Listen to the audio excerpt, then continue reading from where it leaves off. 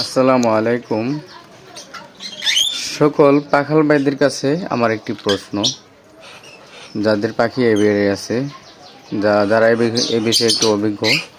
আমার এই জোড়াটা মাশাআল্লাহ নিউ অ্যাডাল্ট, তো ওরা 4টা ডিম পারছে। তো আমি কিছুদিন আগে চেক করলাম, আমার এই বক্সে 4টা ডিম ছিল। বক্সটা আমি খুলে দেখাই। বক্সে 4টা ডিম ছিল। এখন আমি ডিম পাচ্ছি মাত্র 2টা। এর কারণ হলো, কিছুদিন আগে যখন আমি 4টা ডিম দেখলাম, তখন আমি 4টা থেকে এরপর দিন দেখলাম যে 3টে ডিম, একটা ডিম নাই। তো আমি বুঝতে পারলাম যে কেন এরকমটা হলো, কেন আমি আদৌ বুঝতে পারলাম না। তো এর কিছুদিন পরে দেখলাম যে 3টা ডিম থেকে একটা ডিম ফুটলো।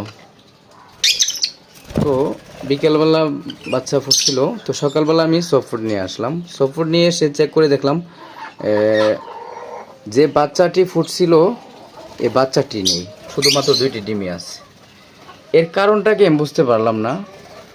এবং পাশাপাশি দেখতেছি আমার এই যে ফিমেল পাখিটা, ওর পাটা রক্তাক্ত এবং পাটা ফুলে রয়েছে। ওর পাটা রক্তাক্ত এবং পাটা ফুলে রয়েছে। ওর পাটা ঠিকমতো নিচে রাখতে পারতেছে না। আসলে এই বিষয়টা কেন হচ্ছে আমি জানি না। আমার মনে হচ্ছে অন্য কোনো প্রাণী আঘাত করতেছে। কোনো প্রাণী বলতে আমি ইঁদুর অথবা বাতারি, যে আমরা বলি, এগুলো কি এই বক্সের ভিতরে আঘাত আনতে পারে? আঘাত, বক্স তো এভাবে ফিটিং করা থাকে, তাই না? বক্স তো একবারে এভাবে ফিটিং করা থাকে।